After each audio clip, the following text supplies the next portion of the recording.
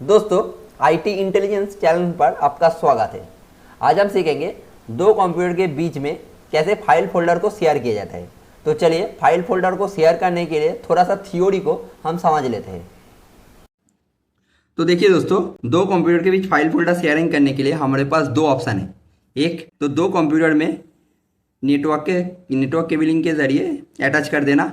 आपको अगर केबलिंग के बारे में नहीं पता है तो मेरा पहले वाला वीडियो देख ले, डिस्क्रिप्शन में उसका लिंक दे दूंगा, जहाँ पर हमने बताया है कि दो कंप्यूटर के बीच कौन सा केबलिंग होता है, केबलिंग कैसे पंच किया जाता है। वो सारे इन्फॉर्मेशन हमारे डिस्क्रिप्शन में दी गई वीडियो में सारा कुछ डिटेल्स में डिस्क्राइब की हुई है। तो आज इस वीडियो में हम दिखाएंगे इंटरनेट के जरिए कैसे फाइल फोल्डर शेयर किया जाए। तो यहाँ पर देखो, ये हमारा राउटर है, ये स्विच और दो कंप्यूटर है। तो हमारे लैब का ही एक एग्जाम्पल है जहाँ पर हमारा राउटर स्विच से कनेक्टेड है, स्विच दो कंप्यूटर को कनेक्टेड है। तो इंटरनेट के जरिए हम फाइल फोल्डर को शेयर करेंगे। तो फाइल फोल्डर शेयरिंग करने के लिए हमारे सामने 3 स्टेप आ जाता है। पहला स्टेप है enable all network sharing option. आप जिस दो कंप्यूटर के बीच फाइल फोल्डर शेयरिंग करने जा रहे हो, तो दो कंप्यूटर में आपको जितने भी नेटवर्क शेयरिंग ऑप्शन है उन सभी को इनेबल करना पड़ेगा। तो पहला स्टेप वो हम दिखाएंगे। दूसरा स्टेप, दो कंप्यूटर में से आप अगर किसी भी कंप्यूटर को आप एक पार्टीशन शेयर कर देते हो तो उस केस में कैसे किया जाता है वो हम सेकेंड स्टेप में दिखाएंगे। और फाइनल स्टेप में हम दिखाएंगे चेक कनेक्टिविटी। मतलब हम विंडोज 10 में, मान लीजिए हम विंडोज 10 में एक ड्राइव शेयर कर दिया है, तो विंडोज 10 का एक ड्राइव शेयर कर दिया है, तो विंडोज 11 से कैसे वो हम चीज़ हम एक्सेस करते हैं वो फाइनल स्टेप में हम दिखाएंगे। इस पूरा वीडियो में इन सारे चीज़ हम स्टेप बाय स्टेप करके दिखाएंगे। तो पहला जो ऑप्शन है enable all network sharing option. तो चलिए पहले हम दो कंप्यूटर में इस ऑल नेटवर्क शेयरिंग ऑप्शन को इनेबल कर देते हैं। तो चलिए पहले हम विंडोज 10 की पीसी में चले जाते हैं और उसका सारा कुछ इनेबल करते दिखा देते हैं। हेलो दोस्तों, अब हम आ चुके हैं विंडोज 10 की सिस्टम में। अब हम इस सिस्टम में सारे फाइल फोल्डर शेयरिंग का जो ऑप्शन है वो इनेबल करेंगे। तो विंडोज बटन पर हम क्लिक करेंगे और लिखेंगे कंट्रोल पैनल। तो कंट्रोल पैनल लिखने के बाद हम कंट्रोल पैनल में चले आए हैं और यहाँ से आपको ढूंढना है नेटवर्क एंड शेयरिंग सेंटर। तो यहाँ पर देखो नेटवर्क एंड शेयरिंग सेंटर हमें मिल गई है। तो लेफ्ट साइड में आपको देखना पड़ेगा change network advance sharing centre. तो उस ऑप्शन को हमने सिलेक्ट किया है और सारे की सारे ऑप्शन को हमने क्लोज कर दिया है। तो अब हम क्या करेंगे, एक एक ऑप्शन को खोलेंगे और उसका जो सारा फीचर्स रहता है उसको हम इनेबल करेंगे। तो पहला ऑप्शन को हम खोल लेते हैं और उसको हम देख सकते हो, हम पहले नेटवर्क डायरेक्टरी जितने भी नेटवर्क शेयरिंग का ऑप्शन है वो धीरे धीरे ऑन कर रहा है। तो हम पहले फटाफट जैसे हम कर रहे हैं आप वैसे ही आपके सिस्टम में सारा कुछ इनेबल कर देना। तो यहाँ से हम पासवर्ड प्रोटेक्शन को सिर्फ ऑफ रखेंगे। तो यहाँ से सारा कुछ सेटिंग कर जाने के बाद सेव चेंजेस पर क्लिक करेंगे। तो इतना ही सेटिंग करने के बाद हम चले जाएंगे विंडोज़ 11 की सिस्टम में। तो अब हम विंडोज़ 11 की सिस्टम में आ चुके हैं और विंडोज़ सिस्टम में सेम विंडोज़ 10 की तरह सारे ऑप्शन को हम इनेबल कर देंगे। तो यहाँ से हम फिर से यहाँ से कंट्रोल पैनल लिख देंगे। तो कंट्रोल पैनल लिखने के बाद हमें कंट्रोल पैनल में चले जाना है और नेटवर्क शेयरिंग सेंटर पर हमें चले जाना है। तो यहाँ चला है और change advance sharing centre left side में आप देख सकते हो। तो हम क्लिक कर लेते, पहले सब कुछ बंद कर लिया है। अब हम एक एक करके एक्सपेंड करेंगे और उसको इनेबल कर, पहले एक्सपेंड को हम एक्सपेंड कर लेते हैं और इसको नेटवर्क शेयरिंग ऑप्शन को हम यहाँ से इनेबल कर देते हैं। तो दूसरा ऑप्शन को भी हम खोल लेते हैं और यहाँ से हम दोनों चीज़ को ही इनेबल कर देते हैं। और तीसरे ऑप्शन में हम पहले चीज़ को इनेबल करेंगे और लास्ट को ऑफ ही रखेंगे क्योंकि पासवर्ड हमें ज़रूरत नहीं। तो हमारा पहला सेटिंग हो गया है। मतलब नेटवर्क शेयरिंग के लिए जो दो कंप्यूटर के बीच जो सेटिंग के सारे फीचर्स रहे थे उन सभी सेटिंग को हमने ऑन कर लिया है। अब हम चले जाएंगे नेक्स्ट स्टेप पर। तो सेकेंड स्टेप में हम ड्राइव को शेयर करेंगे, एक पार्टीशन को यहाँ पर शेयर करेंगे। तो विंडोज़ 10 के ही पार्टीशन को हम शेयर कर देते हैं।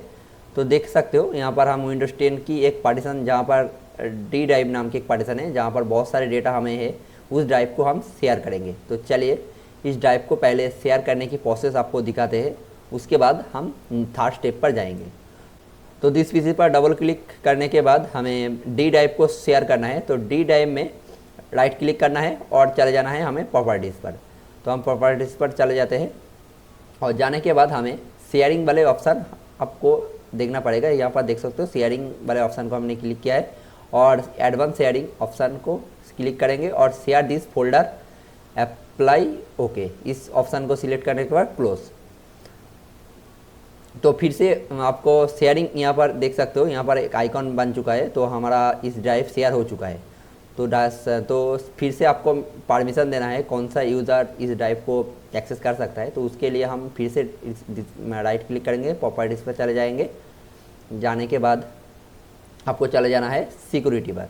तो हम इस फटाफट वो सिक्योरिटी में चले जाते हैं। तो सिक्योरिटी पर देख सकते हो यहाँ से आप स्पेसिफिक किसी कंप्यूटर का नाम देख सकते हो। तो यहाँ पर हम एवरीवन वाले ऑप्शन को सिलेक्ट करेंगे। तो एडिट ऑप्शन पर हमें क्लिक करना है।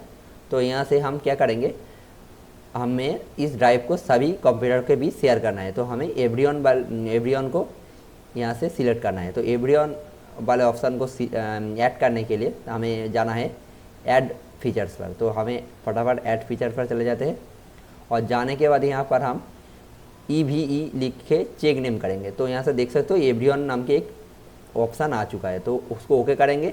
तो एवरीवन पर सिलेक्ट करके हम सारे परमिशन यहाँ से दे देंगे। आप अपने हिसाब से परमिशन दे सकते हो, लेकिन हम क्या करेंगे यहाँ से सभी कंप्यूटर को सारे परमिशन दे देते हैं। फुल कंट्रोल का इस ड्राइव में डेटा रीड राइट सभी मॉडिफाई करने का सारा परमिशन यहाँ से दे देते हैं।